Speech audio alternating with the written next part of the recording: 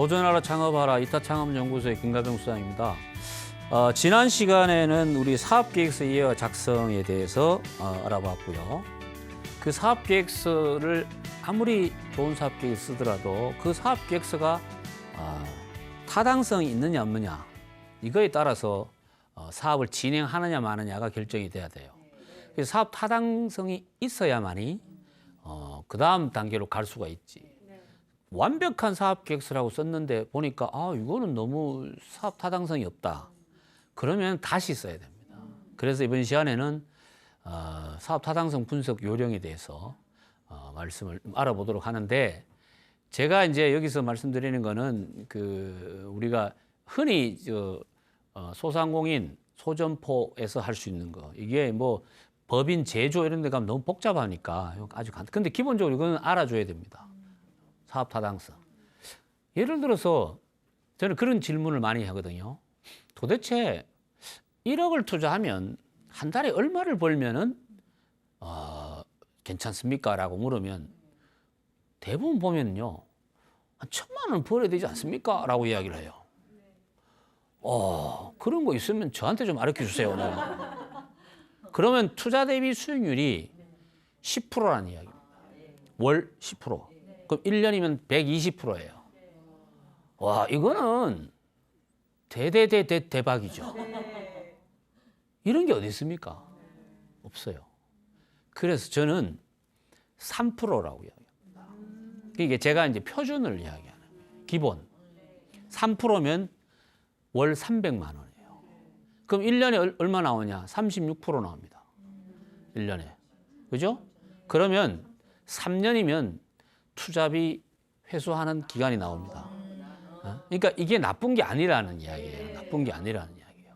자, 이게 이제 우리가 투자 대비 수익률을 보는 이유가, 자, 여러분들 그 프랜차이즈 브랜드 중에 파리바게뜨라고 있습니다.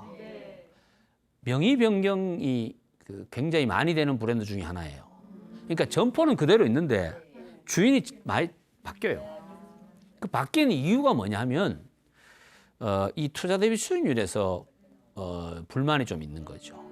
그러니까 한 달에 발생되는 수익 자체는 우리가 보면 그 정도면 괜찮다고 생각하는데, 내가 투자한 게 이 정도 되는데 가져가는 게 이러니까 거기에 대해서 만족감을 못 느끼니까 바꾸는 거예요. 바꾸는 거죠.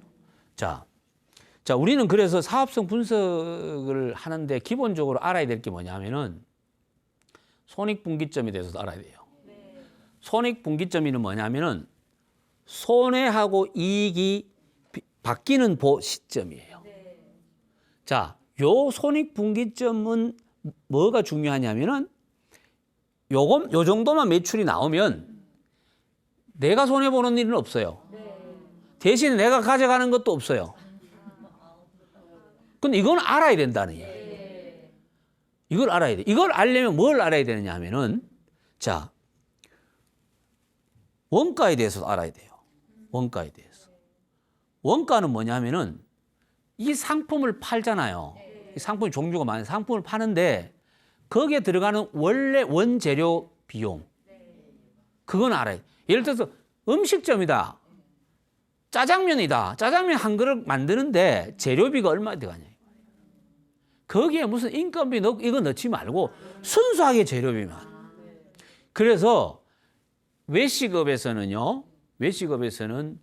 그 재료비를 40%를 기준으로 잡아요. 40% 넘는 거는 굉장히 위험한 거예요. 그러면 45% 가죠? 이건 초비상이고요. 50% 넘지요? 이거는 안 하는 게 나아요. 하면 할수록 손해예요. 원가는 40% 예를 들자면. 그런데 기술 서비스업 같은 거 있어요. 예를 들자면은 네일 아트, 헤어. 원가가요, 굉장히 5% 이하예요. 그 나머지는 뭐냐? 인건비죠. 기술을 제공하는 사람의 비용이죠. 그게 인건비예요. 그러니까 매출은 작아도 수익률은 높다는 거예요. 그게. 여러분들 제가 그 아는 저 미용실 중에 저쪽 여주에 그 동네에서 면 단위에서 한 20년 동안 미용실 하시는 분이 있는데 제가 놀랐어요. 가봤어. 그때 옛날에 일 때문에 가봤는데 한 달 매출이요 300만 원입니다. 한 달 매출이. 자, 여기서 매출은 어떻게 구성되냐면은 상품 곱하기 가격이에요. 그러니까 상품 수가 팔리는 상품 숫자가 늘어나면 가격이 낮아도 매출은 올라가요. 근데 가격이 제로면 제로죠. 이건 공짜로 주는 거죠. 근데 반대로 많이 팔지는 않는데 매출은 올라가. 그럼 왜 그러냐? 가격이 비싸니까. 가격이 비싸니까. 예를 들어서 100만 원짜리를 10개 팔면은 얼마 나와요? 1000만 원. 그런데 10,000 원짜리를 1000만 원치 팔려면 몇 개 팔아야 돼요? 1000개 팔아야 돼요. 1000개 팔아야 돼요. 자, 이건 뭘 의미하냐면, 자, 보세요. 많이 팔아야 된다는 것에 대한 생각을 해야 돼요. 많이 팔면 어떻게 팔아야 되냐면, 파는데 시간이 많이 걸려요. 그 다음에 공간도 필요해요. 사람도 필요해요. 많이 팔기 때문에 상품을 미리 또 준비해 놔야 되죠. 그러면 이 비용은 뭐냐면 관리 비용이 상대적으로 많이 든다는 게 나와요. 그럼 리스크가 있어 없어요? 있죠. 있죠. 어쨌든 매출은 왜 매출이 안 오르냐 이러면 장사가 안 돼. 사람이 없어 이런데 중요한 거는 우리 소상공인들은 대부분 어떤 전략을 많이 쓰냐 하면 저가 전략을 많이 써요. 그러니까 많이 팔려고 그래요. 옛날에 누가 뭐 박리담회 이야기해가지고 박리담회가요 나쁜 건 아닌데 박리하기 위한 담회가 진짜 힘듭니다. 담회가 쉬운 게 아니에요. 담회가 안 그렇습니까? 그건 예전에 있잖아요. 우리 산업혁명 일어나기 전에 수요 공급 원칙에서 수요가 공급을 못 따라갈 때는 그게 가능했다니까요. 나오면 줄 서서 막 가져가고. 요즘도 보면 있잖아요. 경기 안 좋고 이러니까 예를 들어서 마트 같은 데 보면 요즘 어떤 젊은 친구들이 뭘 하냐면은 가격을 뚝 떨어뜨려 갖고 가요. 자, 이 친구들이 가격 떨어뜨리는 방법은 뭐냐면 유통 단계를 줄여가지고 자기 나름대로 그렇게 하는데 이게 문제는 뭐냐면은 계속 가기가 어렵다는 거예요. 계속 가기가. 어쨌든 매출은 그렇게 가요. 자, 거기서 원가를 빼. 그 매출 나온 것에서 원가를 빼는데 원가 계산하기가 상품의 수가 다 다르면 원가 계산하기가 굉장히 힘들겠죠. 그죠? 그런데 그거는 간단한 방법이에요. 내가 사온 금액이에요. 사온 금액에 팔지요. 요걸 빼면은 요게 원가가 되는 거예요. 원가가. 자, 그런데 기존 상품 같은 경우에는 판매업종 같은 경우에는 10개 사가 왔어. 10개 다 팔면 되잖아요. 한 2개는 계속 안 팔려. 그럼 원가 상승 요인이 생기는 거예요. 음식점 보세요. 재료를 10만 원치 사갖고 왔어요. 이걸 다 음식 만들어서 내보냈어. 그러면은 원가가 정상적 원가가 나와요. 그런데 반은 상품으로 변환시켜서 팔고 나머지 반은 못 팔았어. 다시 써야 돼, 안 써야 돼요? 자, 그래서 그런 것을 줄이기 위해서 예를 들어서 남는 재료를 가지고 또 다른 상품을 만드는 전략이 나오는 거예요. 횟집에 가면 회덮밥 있죠. 그게 여러분 웃을 일이 아니에요. 그게 못 먹는 거 하는 게 아니고 회를 썰다 보면 짜투리가 남잖아요. 그걸 가지고 덮밥으로 쓰는 거예요. 그거는 굉장히 보면 그 현명한 쉽게 말하면 경영이에요. 운영이에요. 그건 왜냐? 원가를 줄이기 위해서 그래요. 그래서 저는요. 로스, 버리는 걸 제로화 시켜야 원가를 줄일 수가 있어요. 그런데 이 개념도 없이 있잖아요.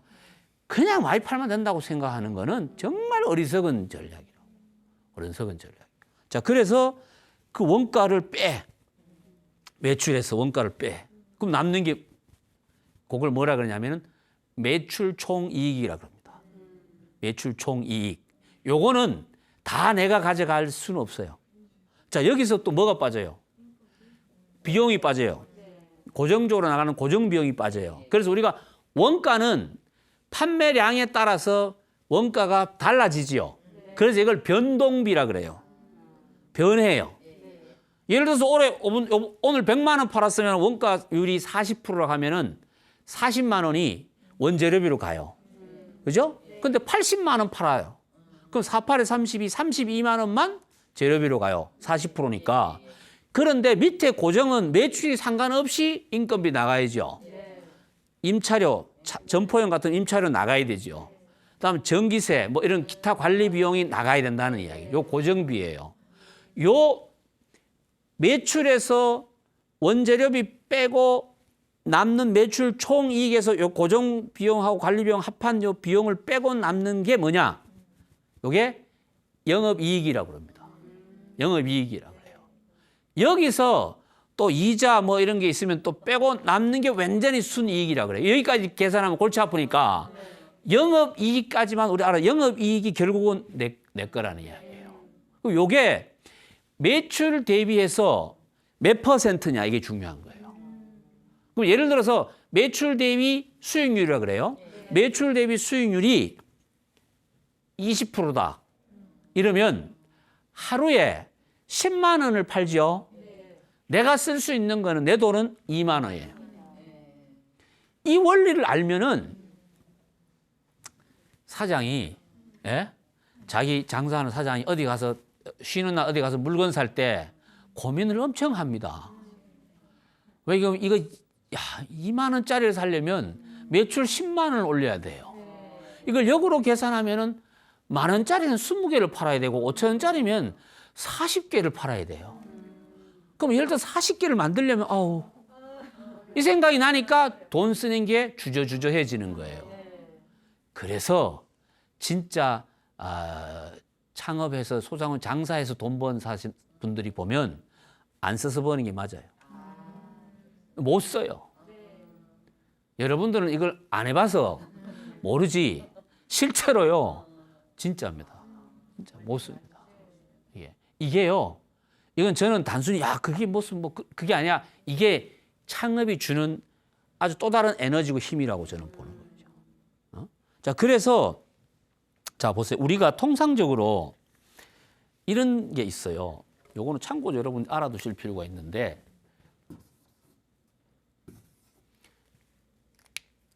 3, 5, 2, 12, 8이라는 게 있어요. 이게 뭐냐면은 한 달 매출 중에서 3일 매출은 임차료.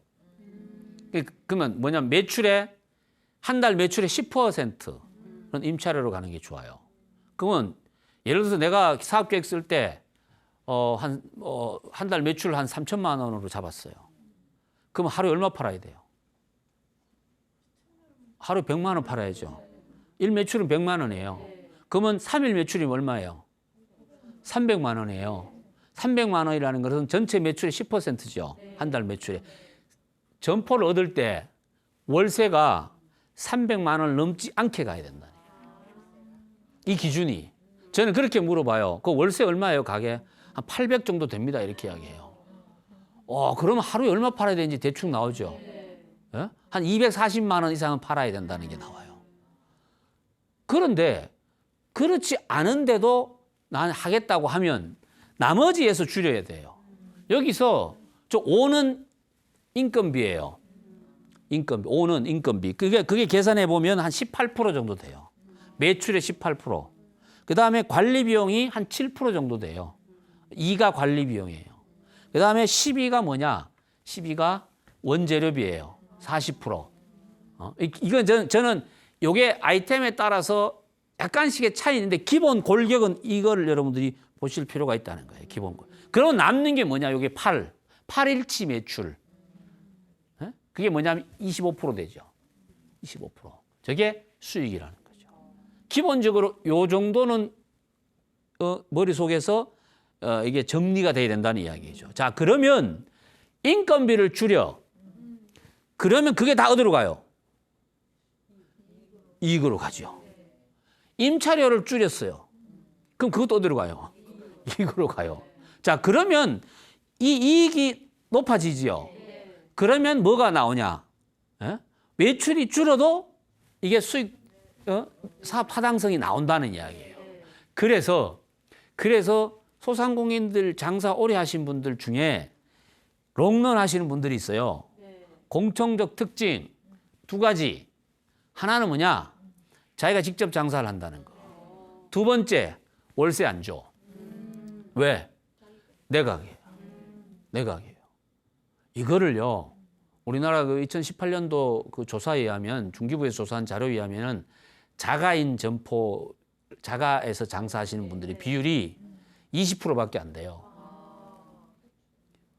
이게 왜 그런지 알아요? 그러면 나머지 분들은 그러면 살 돈이 아니에요. 살 생각이 없었어요. 그 이유는 뭐냐? 오래 하고 싶은 생각이 없었거든. 무슨 말인지 이해되시죠? 자, 그럼 저는 그래서 지금 예를 들어서 만약에 뭐 시니어 되신 분들 중에 창업을 한다, 시니어 계층에 퇴직금 가지고 뭐 요즘 보면은 투자한다고 해서 저한테도 이렇게 질문이 많이 들어와요. 뭐냐면은 상가 분양 받아가지고, 그럼 내가 상가 분양 받는데 그 상가 분양을 왜 받아요? 이런 물으면 세 줬어 그냥 월세 받으려고. 막 뭐라 그러지 내가. 그 왜 그 자기가 장사도 안 할 거면서 말라고 상가 분양 받습니까 내가? 내가 거기서 뭔가를 해야죠. 내가 거기서 뭔가를. 그 생각으로 가야 돼요. 여러분 몰라서 그렇지 있잖아요. 그렇게 해가지고 자기하고 아무 상관없는 데다가 상가 사가지고 지금 골치 아파하는 사람이 수없이 많습니다. 수없이 많아요. 지금 제가 이렇게 이야기하는 동안에도 상가 지금 검색하고 있는 분들이 분명히 있을 거야. 예? 100% 후회합니다. 후회합니다. 저는 뭐냐면은 본인이 거기서 뭔가 할 생각이 있어야 된다는 이야기예요. 그렇지 않으면 그건 안 하는 게 맞죠. 안 하는 게 맞죠. 내 가게에서 하면요, 좋은 게 너무 많아요. 너무 많아요. 너무 많아요. 안 그렇습니까? 그게 이런 데서 나온다. 이렇게 이제 보시면 되고. 자, 그래서, 자, 여기 보세요. 이 관리비용도 줄이고, 인건비도 줄이고, 그 다음에 임차료도 이거는 시작할 때부터 줄일 수 있으면 줄여야 돼. 그러면 매출이 주는 것을 여기서 커버할 수가 있어요. 자, 그래서 기본적으로 매출이 많은 것보다가 더 중요한 게 뭐냐면은 똑같은 데서 보면 어느 집은 매출이 뭐 한 달에 예를 들어서 1억 나오고 어떤 5천만 원 나오고 누구는 3천만 원 나와요. 그럼 우리가 봤을 때는 객관적으로 보면 이 집이 최고라고 그러죠. 아니에요. 가서 실제 분석 딱 해보잖아. 이 집이 제일 안 좋아요. 제일 안 좋아요. 비용이 많다는 것은 위험에 그만큼 노출되어 있다는 거예요. 비용이 노출되어 있다. 특히 요즘 코로나 같은 이런 상황이 왔을 때요, 제일 먼저 타격받은 데가 어딘지 아시죠? 예? 아니, 음식점이든 뭐든 간에 저 아이템에 상관없이 제일 먼저 타격받는 게 뭐냐면 규모가 큰데. 운영하는데 기존 고정비용가 많이 드는데 직격탄을 받는 거예요. 근데 타격 거의 안 받는 데가 어디냐? 조그마한데, 혼자 하는데. 이런 데는 큰 타격이 없어요. 큰 타격이. 약간의 매출의 저하는 있지만 그게 운영을 할 것인가 말 것인가를 결정해야 될 그런 상황까지는 아니다는 이야기죠. 자, 손익분기점이라는 거는 기본적으로 우리가 장사를 하는데 나중에 목표를 정해요. 한 달에 예를 들어서 나는 뭐 3천만 원을 팔까? 그러면 하루에 100만 원을 팔아야 되는데 내 주력 상품이 예를 들어서 뭐 설렁탕 집을 하는데 설렁탕이 10,000원짜리야. 그럼 하루에 몇 그릇이 팔아야 되는 게 나오죠. 몇 그릇 팔아야 돼요? 100그릇을 팔아야 돼요. 와, 100그릇을 팔려면 100명이 와야 돼요. 아니면 50명이 와서 2그릇씩 먹든가. 근데 그건 불가능하잖아요.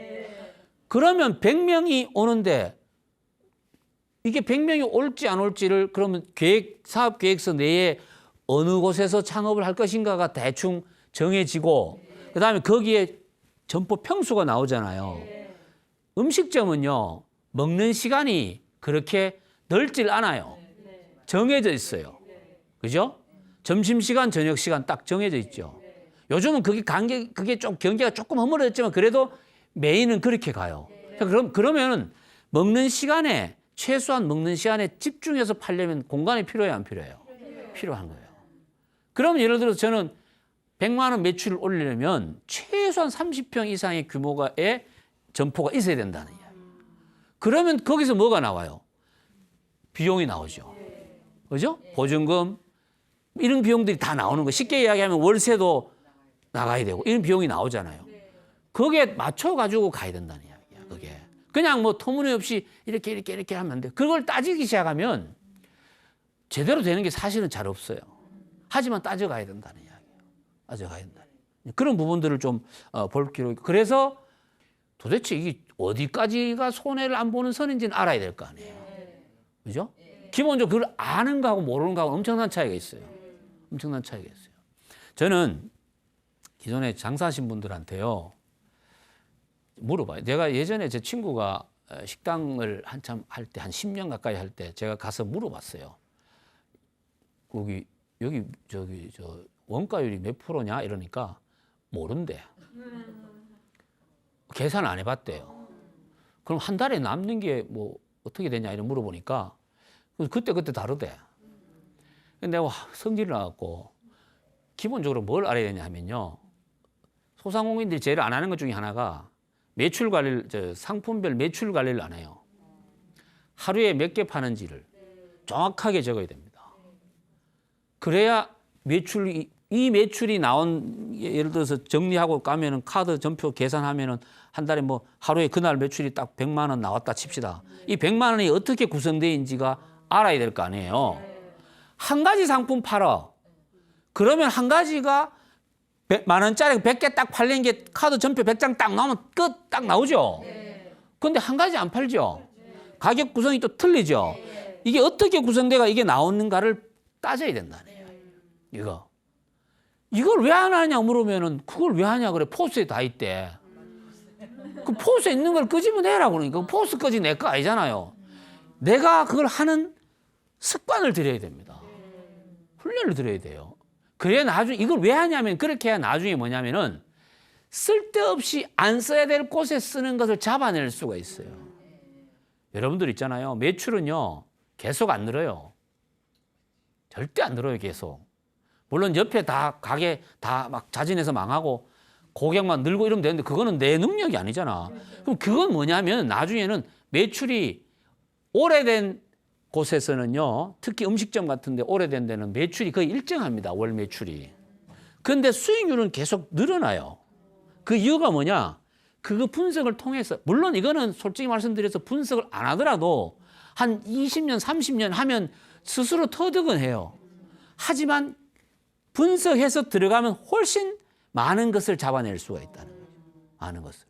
그 다음에, 자, 아까 제가 말씀드린 매출에 따른 그 비용 나가는 거 다 하면은 한 달에 내가 가져가는 비용이 나오잖아요. 자, 근데 이게 가져가는 비용이 생각보다가 많이 안 나오면 아니, 왜 이렇게 안 나오는가를 따져야 될 거 아니에요. 다시 말씀드리면 내가 가져가는 수익을 방해하는 요소가 뭔가를 찾아내야죠.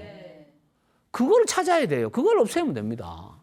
근데 보니까 아니, 쓸데없이 인건비가 너무 많아, 매출 대비.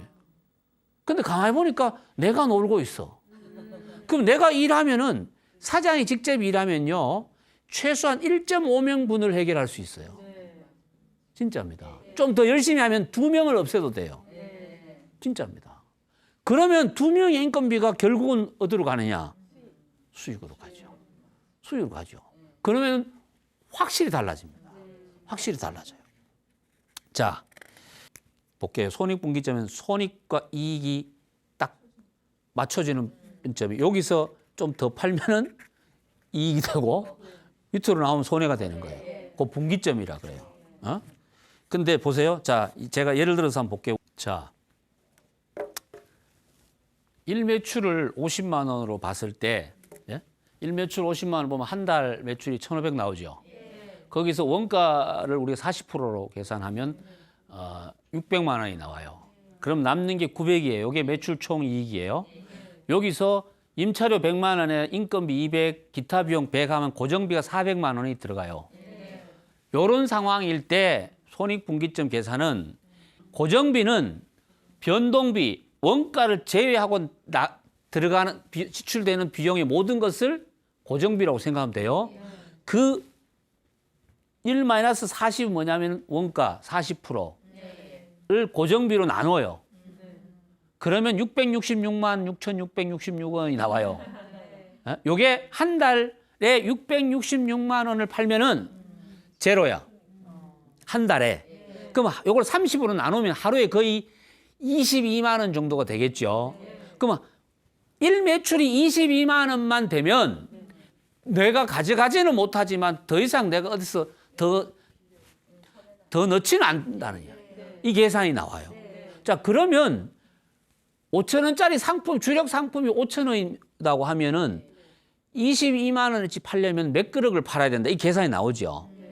저는 이 정도는 머릿속에서 이 아이템마다 다 다르기 때문에 딱 정리가 돼 있어야 된다고.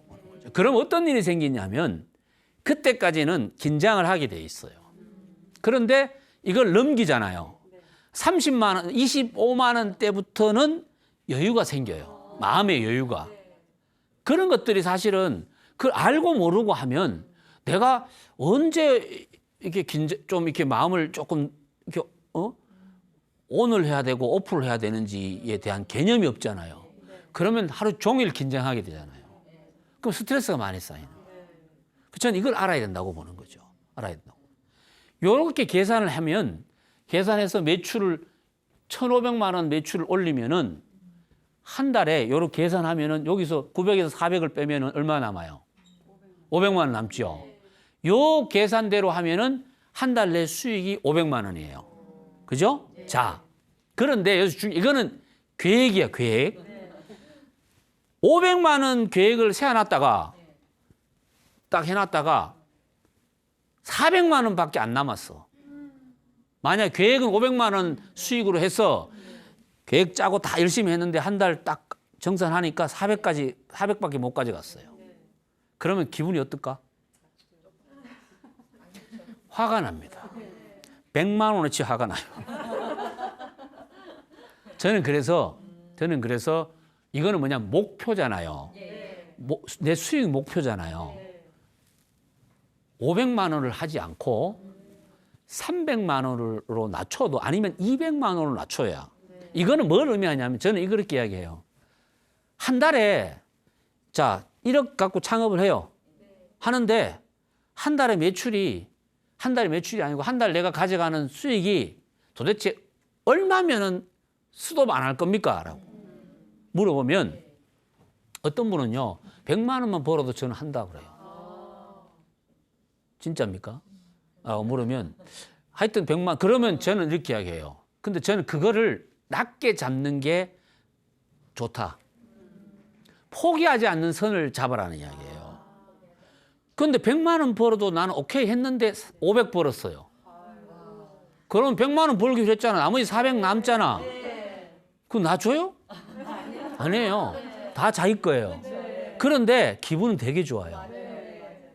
자, 사업계획서를 쓸 때, 제가 그랬잖아요. 남한테 보여줄 때는 한 700만 원 번다고 하고, 실제 내가 계획은 나는 이 정도 선이면 포기하지 않는다. 라는 것이 필요하다는 이야기예요.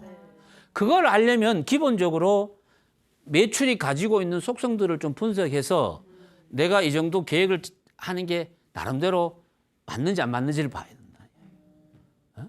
자, 그런데 이 원칙대로 이 방식대로 하면은 500만 원이 남죠. 여기 400만 원을 비용 나가니까 여기서 400을 빼면은 이제 이익금은 500만 원이 되는데 자, 예를 들어서 이게 투자를 하는데 예를 들어서만 2억이 투자를 됐어요.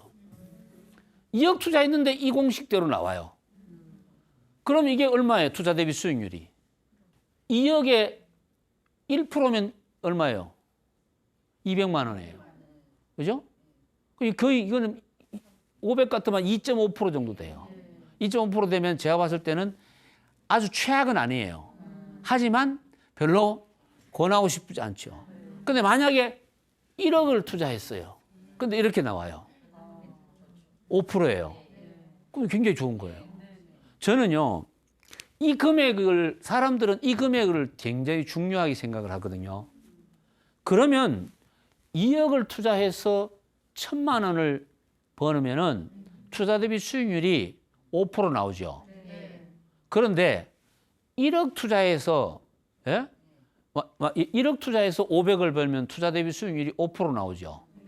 근데 2억 투자해서 800을 벌면은 4% 나와요. 그러면 예비 창업자들이 생각할 때 1억 투자해서 300 더 버는 게 낫지 않는가라고 생각을 해요. 왜? 절대 금액이 있죠. 가져가는 금액이 있기 때문에. 근데 저는 그건 제가 봤을 땐 그거는 잘못된 판단이다. 왜? 전 그렇게 할 것 같으면은 1억 투자해서 500만 원 버는 것을 2개 하면 되잖아요. 계산을 하면 그렇잖아요. 엄밀히 따지면은. 그죠? 리스크도 덜하고. 그러니까 저는 뭐냐면은 무조건 금액 중심으로 뭔가를 판단하는 것은 잘못됐다는 얘기예요. 그 아주 옛날 방식이에요. 제가 봤을 때는. 그러니까 중요한 거는 그 적정한 비율이 있다는 겁니다. 거기서 맞춰가야 돼요. 거기서 맞춰. 그렇지 않으면 안 된다. 자, 그래서 여기서 이제 봐야 될 게 결국은 이것을 높이는 방법이잖아요. 이것을 높이려면 어떻게 해야 돼요? 제일 좋은 건 뭐예요? 매출을 높이는 거예요. 당연히 매출을 높여야죠. 1매출을 10만 원만 더 높여도 여기 확 올라가잖아요. 매출을 높이는 노력은 무조건 해야 돼요. 매출을 높이는 노력. 매출을 높이는 노력은 뭐예요? 그렇죠. 많이 팔려면 어떻게 해야 돼요? 많이 팔려면 소비자들이 많이 오게 해야죠. 많이 오게 하려면 어떻게 해야 돼요? 아니, 그 맛있는 건 와서 먹어봐야 맛있는지 안 맛있는지 알지만은 기본적으로 뭐예요? 홍보 마케팅을 해야 돼요. 그건 누가 해야 돼요? 내가 해야죠. 내가 해야죠. 내가 여기서 장사하는 걸 적에게 알리지 마라 이래가지고 그런 분이 있어요. 조용하게 하시는 분도 있어요. 저는 특히 시니어 계층에 계신 분들 직장 생활 할 때 좀 멋있게 좀 생활하신 분들이 보면 나와서 창업하잖아요. 거의 뭐 정보위원 수준으로 합니다. 내가 여기서 장사하는 거 아무도 모르게 합니다. 나는 그 사람들 그럼 안 하는 게 나아요. 이건 적극적으로 알려야 되잖아요. 생각을 해보세요. 내가 이걸 여기서 뭘 파는데 이것 때문에 반드시 행복하고 이것 때문에 이득이 되는 사람이 있어 없어요? 있어요. 아니 그런 걸 없는 걸 팔면은 바로 폴리스한테 가야죠. 모든 게 그렇다니까. 그러면 그것에 대해서 스스로 좀 당당해질 필요가 있다는 거죠. 그래서 매출 올리는 노력은 해야 된다는 이야기죠. 하지만 그 매출의 한계는 있다. 한계라는 거는 더 이상 안 올라간다. 그것을 매출의 한계를 뛰어넘으려면 구조를 바꿔야 된다. 구조를. 그래서 있잖아요. 10평짜리에서 장사하시던 분이 장사가 잘 돼요. 그러고 돈도 많이 모아놨고 손님들 와서 맨날 좀 이러고 그러면 복잡해져요, 머리가요. 그럴 때 대부분 어떻게 하냐? 늘리죠. 늘리는데 다행히 옆에 늘릴 공간이 있으면 다행인데 없으면 어떻게 하냐? 옮기죠. 예. 옮기지 마세요. 옮기지 마세요. 손님 보고 딴 데 가라 그러세요. 아니 진짜 옮기면 안 돼요. 옮겨서 성공한 사례가 없어요. 왜? 여러분들 있잖아요. 재밌는 게 이 자리하고 내가 파는 상품하고 나하고 세계가 맞아요. 제가 이런 이야기를 자꾸 하면 무슨 뭐 무속하고 다 연결시켜서 그러는데 이게요. 우리가 과학적으로 풀 수 없는 요소가 반드시 있어요. 현장에서는. 그래서 저는 이렇게 이야기를 해요. 내가 여기서 예를 들어서 뭐 A라는 걸 팔아가지고 돈 벌었잖아요. 이걸 버리고 딴 데 가죠. 예? 반드시 벌 받습니다. 진짜입니다. 이런 사람. 예? 분점은 괜찮아요. 분점은 할 때도 같은 사이즈로 해야 돼요. 사람들이 착각하는 게 좀 이렇게 처음에는 막 겸손하다가 돈 좀 벌면은 오만해가지고 금방 적어지고 막 이래갖고 있잖아요. 처음에는 5평짜리에서 돈 벌었잖아. 그러면 50평도 할 수 있어 그래. 못해요. 그게 엄청나게 달라요. 관리해야 될 요소, 생각해야 될 요소가 완전히 다르다고. 그러면 시행착오를 겪어요. 제일 좋은 거는 5평짜리 하는 거예요.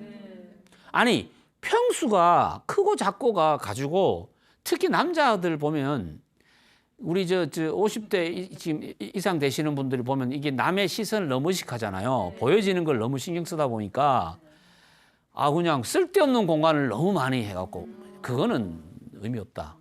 그래서 반드시 그렇게 하는 게 좋고 가급적이면은 안 늘리는 게 좋고 늘리더라도 인근 지역에 있는 게 좋아요. 그래서 제일 좋은 거는요. 보세요. 그 주변에 내가 똑같은 점포가 10개가 다다다닥 있어도 돼요. 만약에 진짜 많은 사람이 고객이 몰려온다 그러면 그럼 여기서 나중에 뭐가 좋냐 하면 만약에 손님 수가 줄어들잖아요. 하나씩 정리하면 됩니다. 그래 이 원조격인 이거는 계속 유지해 나가면 돼요.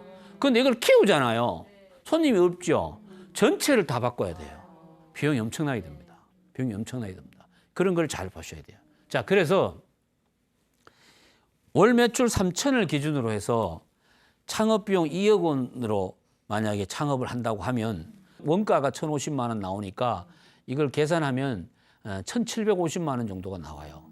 그러면 일매출이 58만 원 정도가 돼야 손익분기점이 나온다는 거죠. 여러분들 3천만 원 매출해서 하루에 58만 원 팔기도 사실은 만만치 않거든요. 그렇게 계산하면은 매출 대비 수익률이 25% 하면 750만 원이 나와요. 그러니까 2억 투자해서 월 3천만 원 매출 올리면 한 달에 내가 가져가는 게 750만 원이에요. 여기서 투자 대출 받은 거 하나도 없고 순수한 내 돈을 했다 그러면 700원. 그러면은 매출 대비 수익률이 25% 나오니까 나쁘진 않아요. 나쁘진 않고 변동비가 1,200만 원 정도 나오고 다시 말해 원가가 1,200만 원, 임차료 300만 원, 10%로 잡으면 300만 원. 그런데 200만 원으로 얻었어. 이렇게 나와. 그러면 100만 원이 그대로 수익으로 들어오는 거죠. 그죠? 그렇지만 이게 넘어가죠. 400만 원 가잖아요. 그러면요, 100만 원을 다른 데서 또 줄여야 돼요. 이 공식이 맞아 들어가야 된다는 이야기죠.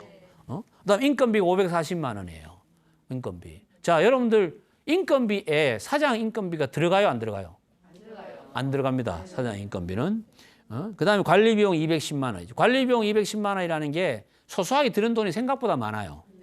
그러면 자, 똑같은 3천만 원 매출에서 이익을 예를 들어 750만 원에서 한 900만 원까지 가려면 매출을 더 높이는 것은 그런 거는 자동적으로 하게 돼 있는데 그건 한다고 해서 되진 않아요. 내가 막 노력한다고 해서 매출이 올라가지는 않아요. 하지만 내가 노력하면 바로 효과를 볼 수 있는 게 뭐가 있어요. 지출을 줄이는 거예요. 지출을 줄이는 거예요. 저는 이거를 마이너스 전략이라고 그래요. 마이너스 나가는 걸 마이너스 시키면 플러스가 되잖아요. 그래서 지출을 줄여야 돼요. 그러면 뭘 줄일 것인가를 봐야 돼요. 뭘 줄일 것인가. 가계부 써요, 안 써요? 안 쓰죠. 저는요, 장사하시면 사업하시는 분들은요, 제가 아까 말씀드린 그게 가계부나 똑같아요. 매일 나가는 거 기록하고 다 기록하고 거기서 1원이라도 줄일 수 있으면 줄여야 돼요. 이것이 내 사업을 온전하게 가져갈 수 있는 좋은 방법이라는 거죠. 좋은 방법이에요. 자, 그래서 2억 투자해서 750만 원 버니까 투자 대비 수익률 계산해 보니까 월 3.75%가 나와요. 그러면 1년에 거의 한 40% 정도 된다고 보는 거죠. 여러분들 요즘 솔직히 말씀드려서 1년에 40% 어디 있어요? 없죠. 물론 여기에 본인 인건비가 포함되어 있긴 해요. 그런데 솔직히 말씀드려서 한 달에 750만 원 인건비 받을 만한 사람들이 퇴직하고 시니어 어디 있습니까? 아니 취직 자체도 안 되잖아요. 그죠? 창업이라는 거는 이런 750만 원 안에는 뭐가 포함되어 있냐면은 내가 써야 되는 기본적으로 쓰는 비용이 안 써지기 때문에 실제로는 거의 1,000만 원의 효과가 있는 거예요. 이게. 이 원리를 알아야만이 소상공인 소자본 창업에 대한 메리트를 느껴요. 그렇지 않으면 어떤 판결이 나와요.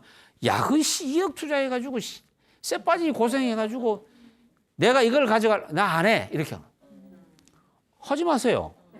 그럼 뭐 할 건데요? 그럼 뭘 해요? 여러분 보세요. 어디 뭐 친구 만나러 가고 또 뭐 심심하니까 어디 가고 이러면서 돈 쓸 일만 자꾸 생기는 거죠.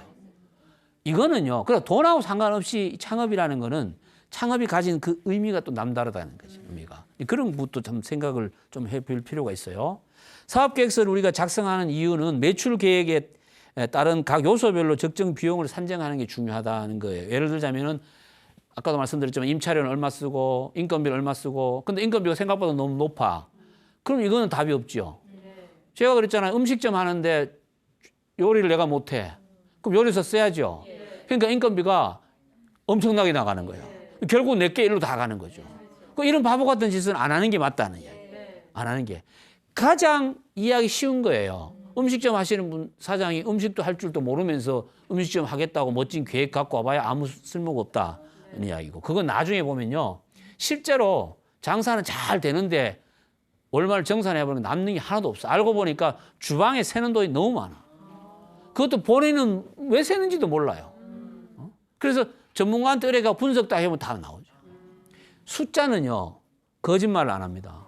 거짓말을 안 해요. 그래서 기본적으로 매출 중심 보다가는 혼자 운영하고 이러면 매출의 규모의 한계가 반드시 있다 그랬잖아요. 그럼 비용을 줄여서 탄탄한 수익을 가져갈 수 있는 구조를 만드는 게 중요하다. 구조를 만드는. 그러기 위해서는 기본적으로 사업 타당성 분석할 때 어떤 요소가 들어가고 어떤 이렇게 어느 정도 비율로 들어가는 것 정도는 내 사업에 대해서 내가 알아야 된다는 이야기예요. 그걸 모르면은 아무 소용이 없죠. 그죠? 그냥 계획이 그냥 사상 누각과 같은 거죠. 그냥 멋있는 거죠. 멋있는 거죠. 그래서 내 이익을 발생하는 요소도 찾고 내 이익을 방해하는 요소가 있어요. 그걸 찾아내야 돼요. 그걸 찾아내야 돼요. 대부분 보면 장사 잘 되시는 분들이 보면 장사 좀 잘 되고 그러면은 일을 안 하고 사람 많이 써요. 많이 써요. 대부분 그래요. 그래갖고 그 어느 기준 이상으로 매출이 나오면 그까지도 해결이 되는데 그 밑으로 딱 내려가면 갑자기 얼굴빛이 확 변해요. 그러고 막 스트레스가 엄청나요. 왜? 놀다가 일하려니까 미치는 거야. 그런데요, 그거를 그냥 계속 자기가 그냥 어느 시간까지 저는 그렇게 해요. 예를 들어 하루 8시간 내가 관여했던 일을 나중에는 4시간이라도 해야 되는데 안 하는 건 안 된다. 그거는 결국은 더 큰 위험이 있다. 이런 말씀을 꼭 드리고 싶고요. 결국은 사업을 안정적으로 가기 위해서 반드시 알아야 될 게 이제 이런 부분들이라는 겁니다. 이게 제가 나중에 여러분들이 혹시라도 사업 계획서를 가지고 분석을 받고 검증을 받을 때는 이런 부분들을 면밀히 좀 살펴보실 필요가 있고 그래서 내 이익을 방해하는 요소를 철저히 제거하는 게 사실은 시작 전에 우리가 검토해야 될 부분이다. 이런 말씀을 꼭 드리고 싶고요. 지금까지 사업 타당성 분석에 대해서 좀 알아봤습니다. 다음 시간에는 이제 다 맞춰놨으니까 사업 타당성 오케이 했으니까 이제 현장 나가야 되잖아요. 그러면 이제 어디서 팔 것인가? 상권에 대한 이해와 입지 선정이라는 제목을 가지고 같이 한번 알아보도록 하겠습니다. 마치겠습니다. 고맙습니다.